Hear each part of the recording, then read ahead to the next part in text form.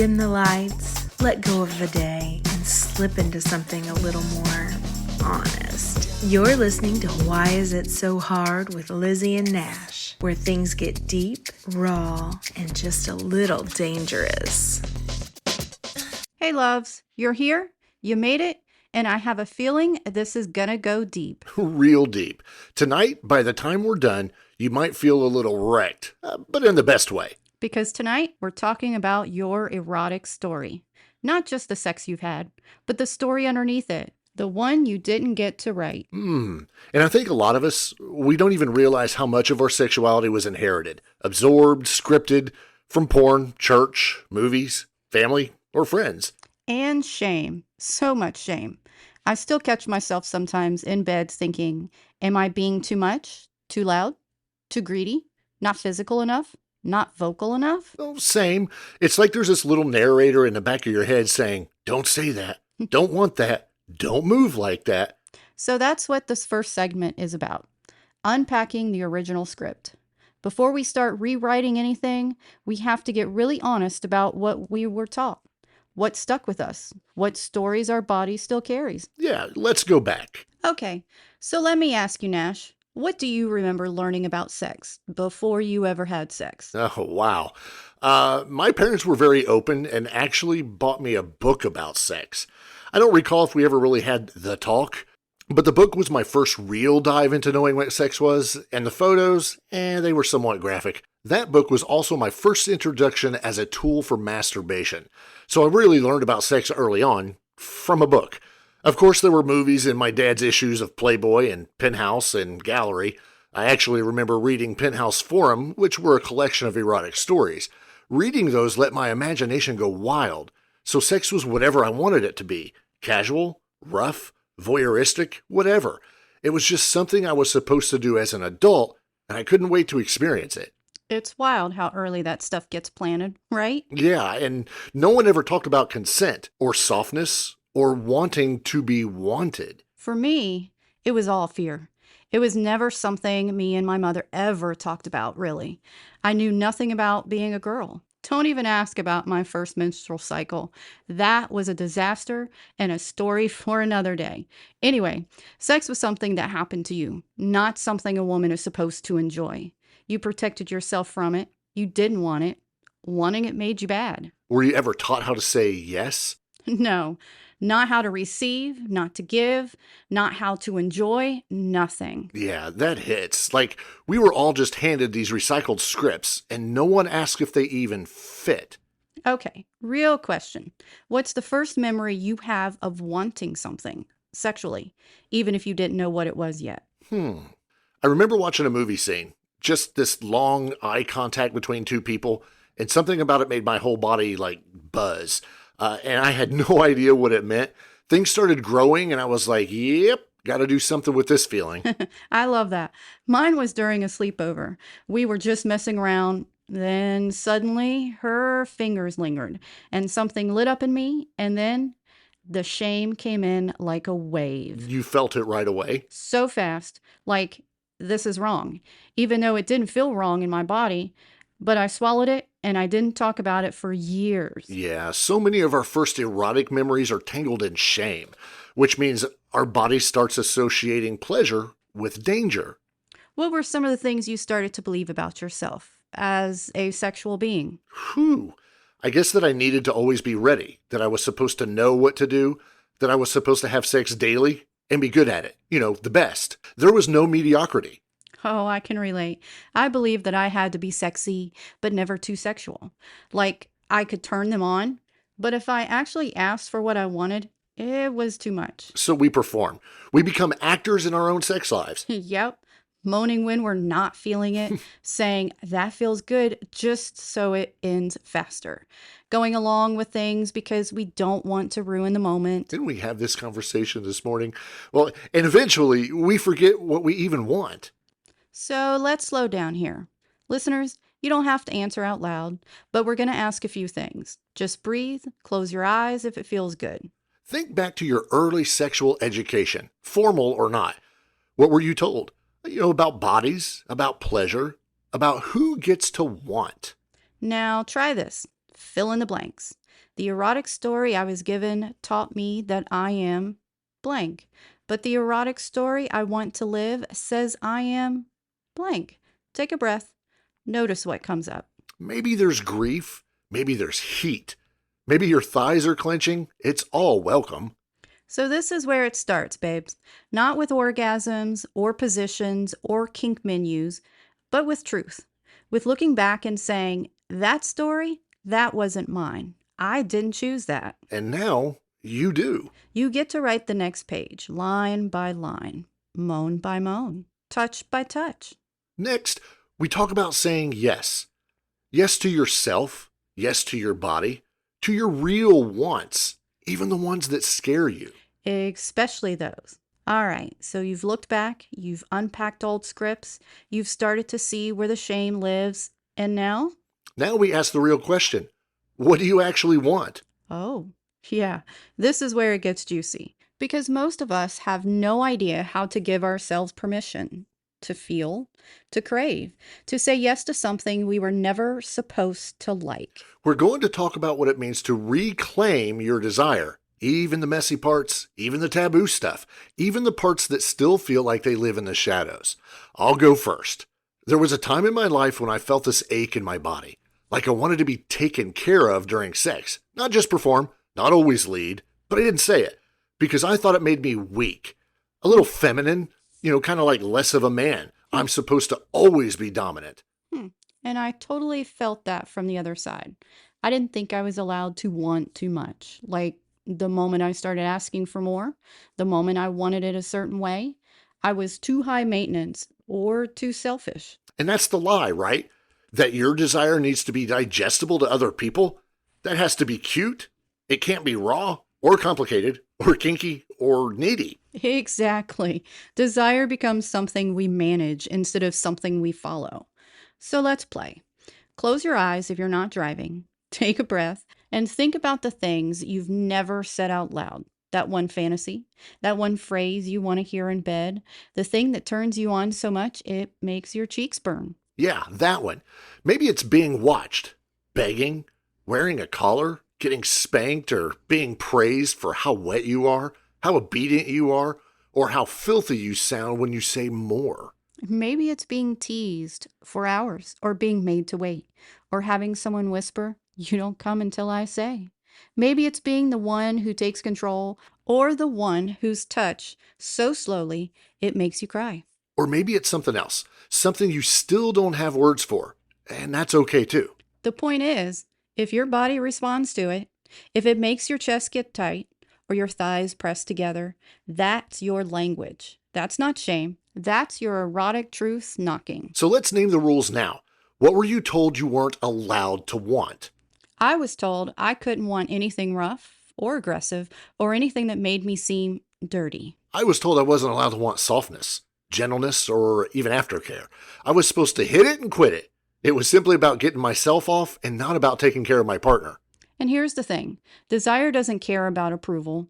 It doesn't care about gender or tradition or what your last partner expected from you. Desire just wants to be felt, without shame, without apology. And when you try to shut it up, it doesn't go away. It just gets quieter or more confused or shows up in other ways. Resentment, numbness, disconnection. So let's try something. Say this with us. Whisper it if you need to. I give myself permission to want. I give myself permission to feel good. I give myself permission to take up erotic space. I give myself permission to want more and to not apologize for it. Now say this, even if it's messy, even if it's loud, even if it scares me a little. Because the truth is, there's no version of you that's too much. There's only the version that's been waiting to come out. So let's say you walk into your bedroom tonight and no one's watching. No one's judging. No one's expecting anything from you. What do? Do you light a candle and touch yourself like worship? Do you tie your wrist and beg out loud? Do you look at your own body in the mirror and say, "Damn, I want me"? Do you whisper something you're too scared to say to anyone else? Do you touch the places you normally avoid? Do you let yourself moan like you mean it? Start there. Not with a big show. Not with performance. Just with truth. Just with you saying yes. Realize through the last few minutes, you didn't just think about desire, you let yourself want. And here in a few, we start naming who you are in this story. Not just what you want, but who you become when you stop performing, when you start living from your erotic truth. Let's go deeper. Hopefully you're ready, not just to want, but to own it. Now is the time where we stop asking, is this okay? And we start saying, this is me. It's time to name yourself. Not your birth name, your erotic name. Not the labels you were given, but the ones that feel like honey dripping off your tongue. Because when we don't name ourselves, we end up wearing what someone else has picked for us. And half the time, it doesn't fit. Kind of itches, and it hides the best parts. Okay, Nash, confession time. Who did you pretend to be in bed for way too long? Oh, easy. The confident Dom who never broke character, who always knew what to do, who never wanted anything too emotional, too intimate. All performance, no pause. I know that one. I was a basic girl. Basic moves, basic sex, low maintenance, I guess you could say. But I would never actually ask for what I needed or wanted, because God forbid I inconvenience anyone with my desires. Right? It's wild how we contort ourselves just to seem easy, pleasurable, acceptable, safe. But the version of me who actually loves sex, she's not basic. She's not silent in her wants. She's a little needy, much more vocal, and maybe a little messy, and I love her. Well, I'm kind of sure you've noticed, but so do I. All right, let's name the words that got stuck to you, the ones that made you feel small. You know what mine was? Too open. That said, what's too open for one person might feel like perfect honesty to another.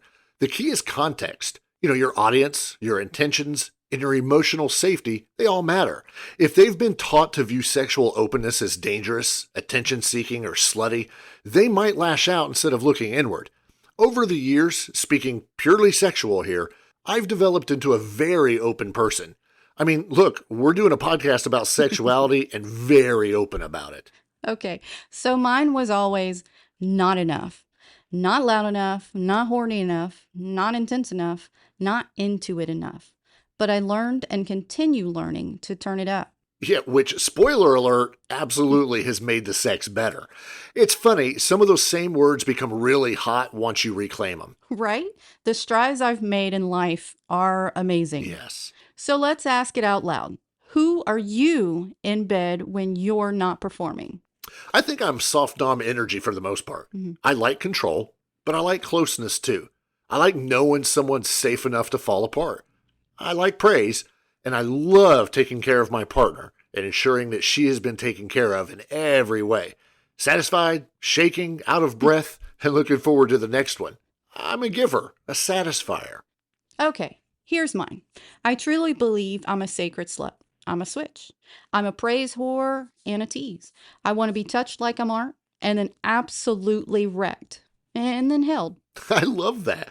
There's nothing one-dimensional about the erotic self. It shifts, it grows, it has layers. All right, let's pause. If you're somewhere quiet, close your eyes. Not if you're driving, obviously. Now place your hands somewhere on your chest, your belly, between your thighs. Now ask yourself, who am I in bed when I feel totally safe? What do I want to be called when I'm dripping and raw and fully me? Maybe it's daddy. Maybe it's baby.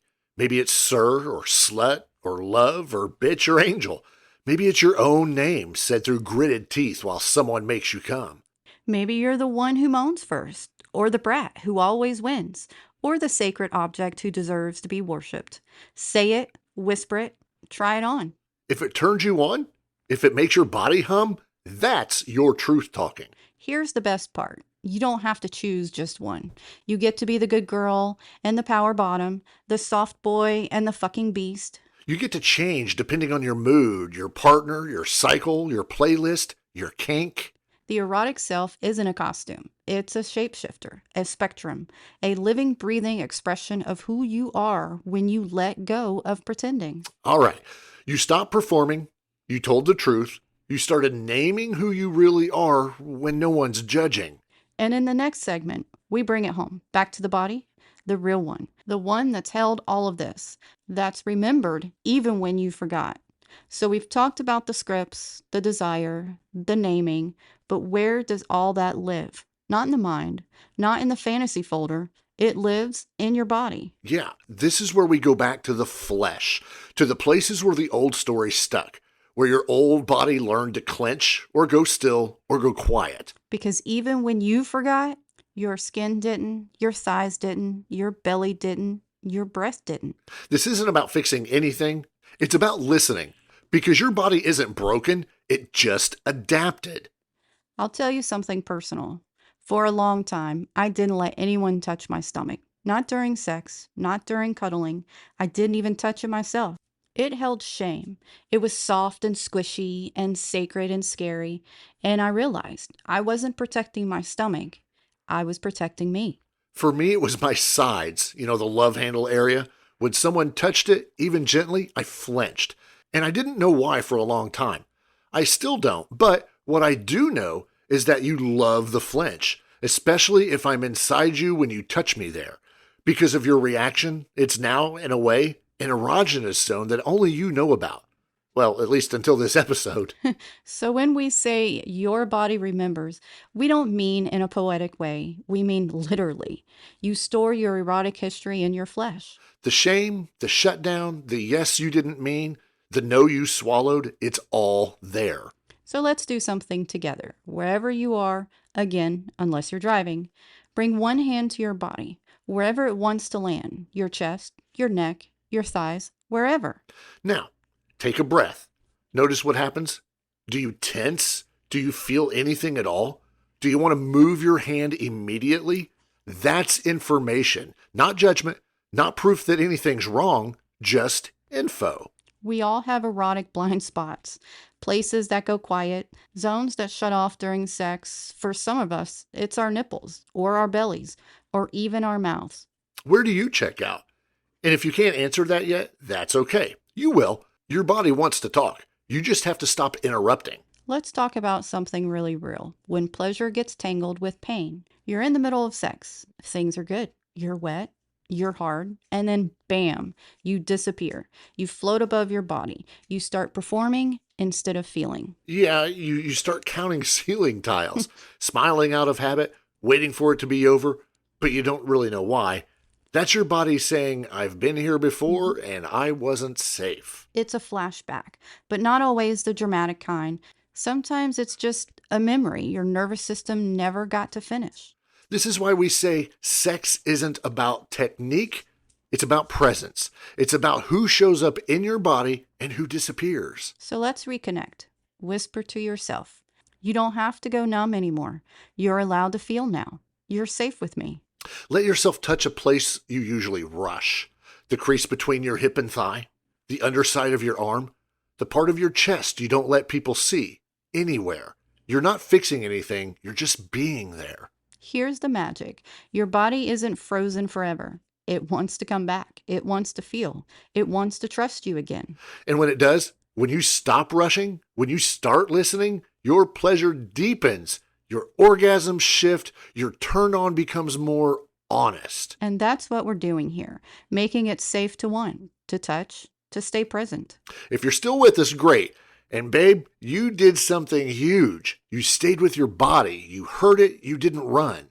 And next, we bring it all together. The want, the truth, the touch, the voice, the story. It's time to live it now. No more waiting. Let's write the final chapter out loud, in the flesh, and dripping with yes. This is it, the final push. And I hope you're not rushing to the end, because what we're doing here, it's not a finish line. It's a beginning. Yeah, you've unpacked the old story. You've given yourself permission to feel, to want, to name. You've come back to your body, and now you live it. You become the lover you were always meant to be.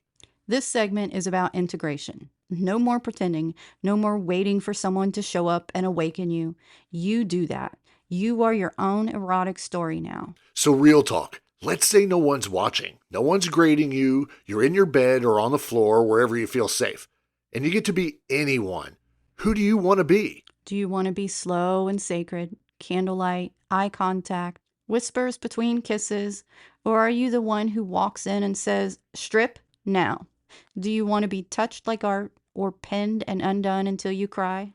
Do you want to be called sir, daddy, good girl, my toy, or maybe just your own damn name said between gasps? This is your erotic self, not a costume, not a performance, not what your last lover needed you to be.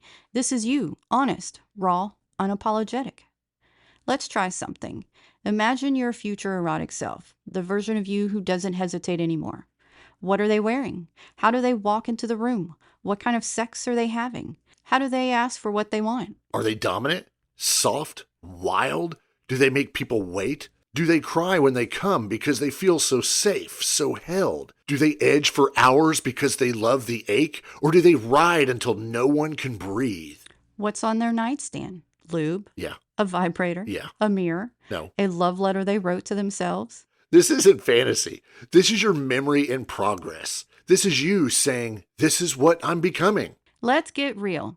You can't live a new erotic story if you're still ghosting yourself. So what are you committed to? I'll go first. I'm committing to not rushing my pleasure. I'm committing to asking for softness when I need it, or even more aggressiveness. I'm committed to being more vocal in bed. I'm committing to moaning like I mean it, to slowing down, to saying, that doesn't feel good, even if it makes things awkward. I'm committing to not shrinking in bed, ever again. Now you, whisper it, write it, hold it in your chest.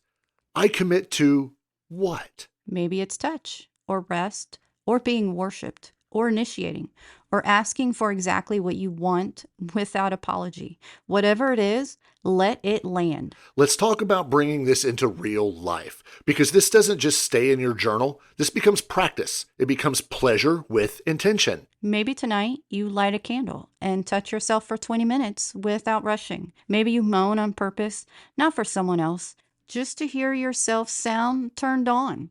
Maybe you get out a mirror and instead of looking at your flaws, you look at your body like it's holy, because it is.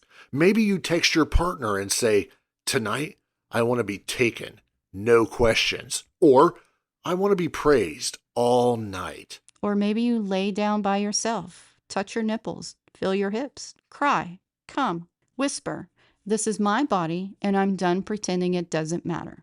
So here we are, the final page, the last line, and it belongs to you. Say it. I am the one who... I am the one who takes up space. I am the one who moans first. I am the one who asks for more. I am the one who doesn't fake it anymore. I am the one who comes back to myself every single time. I am the one who fucks from truth. I am the one who lives my story naked and proud. All right, guys, we made it. But this isn't the end. This is the first chapter you wrote with your whole body. We're proud of you and we're right here with you. We can't wait to join you again. Enjoy yourself, enjoy your partner, and enjoy your sex. Be sure to follow us on Instagram and reach out at lizzieandnash@gmail.com. That's lizzieandnash@gmail.com. We'll see you in the next episode.